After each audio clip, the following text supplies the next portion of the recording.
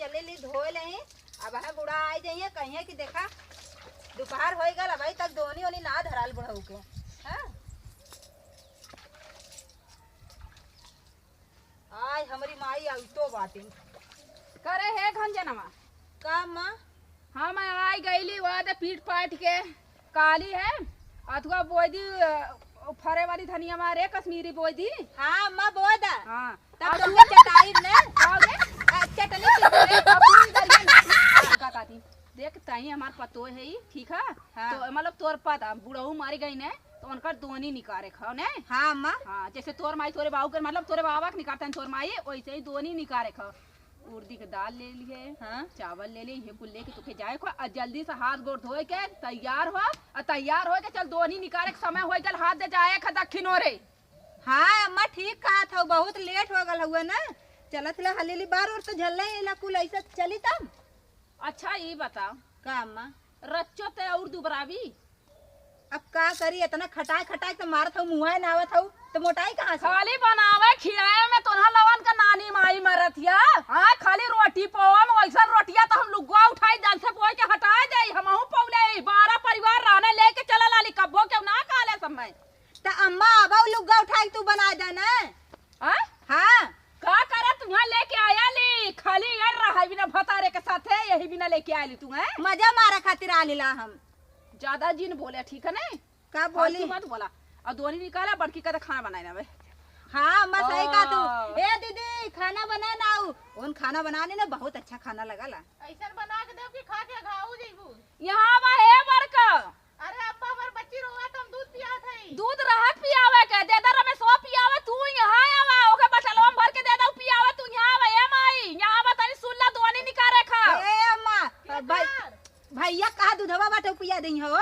अरे ये बकचोदी करे तो सुरेशवा कमाई एकदम बकलंठ के आली कारे मतलब कि बटले में दूध दे के बझाए दू हमें आव रे रुकल है मां। अच्छा हम सोचे भैया खइयो ना बाटे का पियई है करे है रंजनमा का माँ। तोर माई 2 इंची छोट ना करे हमारे दुआरिया जैसे अटबे ना करते हमें दुआर फरवा परी अब नीचे से या तो हमें खनवावे के पड़े। ए अम्मा तू नीचे से खनवा चाहे ऊपर से खनवावा वो हमसे ना मतलब बा हम तो ये आइला का भले मां ए ऐसे चिल्लात है ना रात भई सीख तेरे। अच्छा अपने जब हमारे बेटवा करतिया भर हो फाइल तब हम बकचोद रही हमहू कानवा ऊपर के सूरी ने ज्यादा बोला जे ना दोनी निकाल। अच्छा ये बतावा तहार बेटुआ हमर रात भर परेशान करला त उन्हा बोलम नहीं का तू कान लगा के सुने लू का। अरे हमारी माई करे काव कहत रे एकदम बेशरम घरे काइलिया सुन जे कैले शरम ओकर फूटल करम हम कैसे शरम करम का चीज के। बुढ़ाऊ का हमारे खरबानी के हां दोनी निकाले का तो चाहे तय निकाल दे चाहे निकाले तय घरे में के काम संभाले छोटे चलिए करे हाथे पानी ना पौले वहां चली उरत भात चढ़ाई दे। ठीक है ये चढ़ा दे हम का घरे में पहले तोरे लड़का के तोरे हउ पोता के संभाल के खाली हो तब ना हम जब घरे में खाना पीना बनावा। अच्छा ये बता का आ का ई तय बता तय जमन कहा था ये जितने भई ने इतना जमीन हमारे हमारे घरे तू आइलू वह तू सोचा तो तोहरे घरे आईली तो का आसान कह देलू का लिया के ई बता दे पहले अपने से थोड़ी आईली बाजा गाजा के साथ 4 जने के लेके गईले लुआने। इनके कैसे उल्टी होता है प्रीतिया हां माई कैसे उल्टी होती रे। अरे माई उधर जंगल वाली से आई है ना बाहर देख ए बुढ़ाऊ बिटिया तबीयत खराब है कहो है दीदी हां लागत है कुछ गड़बड़ का हो तो लगत होगा। आय हमारी माई अगर ऐसा हो जाए ए बूढ़ा बात का भगाउती ले जाए हां बेटीवा का सही रही करे हां भैयाल उल्टी होती ए दुनिया का उल्टी होती है। तो के अम्मा ई बता बूढ़ा गइलू तो देख लगी लेके ओने तो ना पता काहे उल्टी होला। ए बूढ़ा बात समझा बैठ के ई ना उल्टी होत है कोनो जरूरी हो कि कोनो चीज मान ला गंदा सूहे होई या गंदा देखले होई उल्टी होत होई। ऐसा कोनो बात ना बाटे बाबू का वारिया तू सोचत कुकुर है। है वारिया के कुकुर मारा लाल हो सुंघले होई वही बार उल्टी होत होई। हां बाबू सही कह तू आ हाँ। बहुत तेज से पेटवा पिरा लगा। हां पेटवा पिरा लगल दीदी। अरे जैसे माई ने से बेटी पेटवा के था पिराला ई बता दे अम्मा सही सही बोला तू तो बुढ़ा गेलू तो हम पता है ना। लागत है डांगर मारल वाला बड़ी बुरा मौका। डांगर नहीं मरल लला करे ये बूढ़ा रे तोरे अनहरी चब्बा सुरवा वो पैसावा गिराए काला कंचोदवा 100 रुपयावा तो का भगाउती ले जा 100 रुपया बड़ा कसम से आवाला 100 रुपया ना हम कई ठे हुए। हां ए बुढ़वा का उल्टिया होत क्या ए बुढ़वा का मुस्किया उल्टिया होत है तब तू जानबू ना मेहरारू खाल तोहा पता हो कि हमें जानकारी हो कैसन उल्टी होती रे।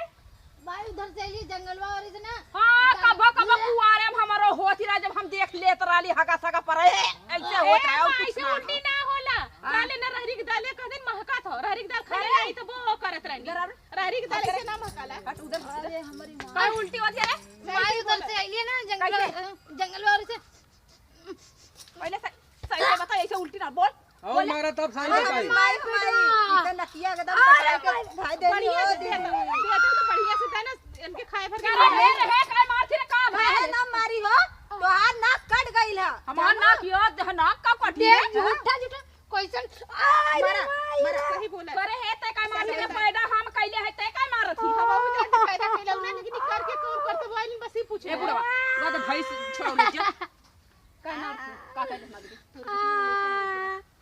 सही बहिनी तू नानी बना वाली हो सही अच्छा पैदा करके दे दे नानी बने वाले लेकिन तोर तो बिया ना भेला ने करे कौन करे मारा, करे कौन करे माई उनका अमन का अरे हमारी माई बढ़िया है अब खिलाया लेके खिलावा अपन लेके रहा माई अरे हमार रानी माई नाती खेलेगी कहे ए बतावा तोरे लाज ना मार मार मार मार पिटिया आसमान जाना मारी गई है दिया तय मान ना ऐसा करत करत हो एकदम माई बस काय ला और जाबू मिले जाबू आ इज्जत सटत रहू है निक लागत रहल है तोरे करे ऐसे मत मार रहे हो कहता तोरे के ले चले हे रंजनवा अरे अम्मा ई तो उलट गइल हो बप्पा उलट गए तो ही और वही फेंक के चलिया फेंक के चले ना उठी रे उठते ही ना बाटे हटा हो जा वहीं निपरा जा मारा चाहे जिया